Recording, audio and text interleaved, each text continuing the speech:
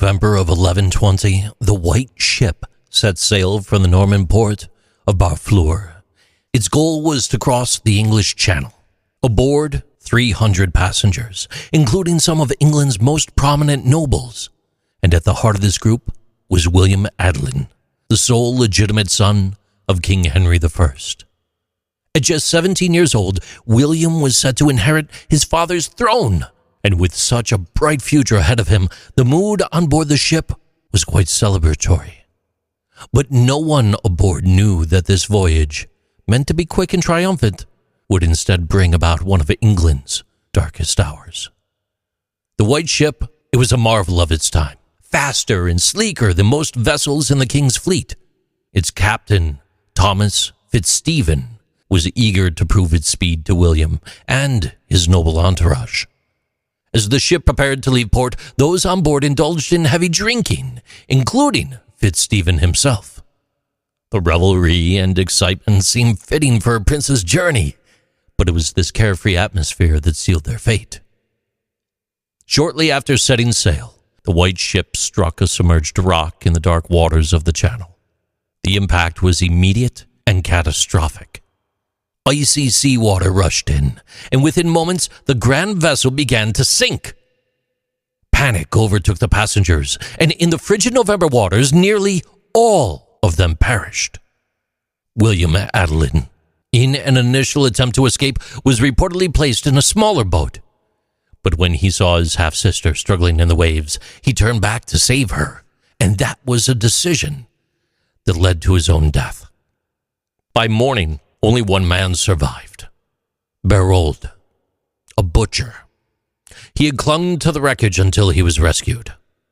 His harrowing account is the only first-hand description of the disaster. The death of William Adelin sent shockwaves through England and Normandy. King Henry I, now without a legitimate male heir, was left with a kingdom facing an uncertain future. His grief was profound. He is said to have had never smiled again after learning of his son's passing. But the personal loss was only the beginning. With William gone, the question of succession became dire. Though King Henry later named his daughter Matilda his successor, the prospect of a woman ruling was unthinkable to many of the nobles.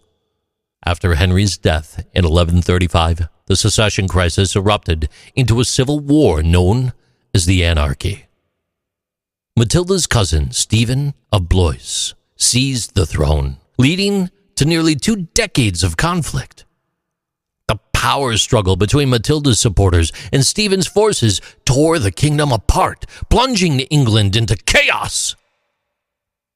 The war weakened royal authority, devastated towns, and left deep scars on the English people.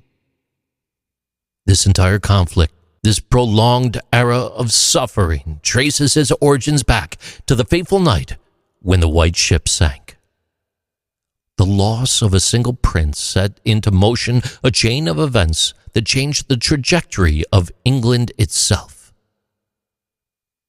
The wreck became a symbol not just of human mortality, but of the fragile nature of political stability. In the span of just a few hours, the future of England was rewritten. Years later, historians would reflect on how this single event altered the course of a nation.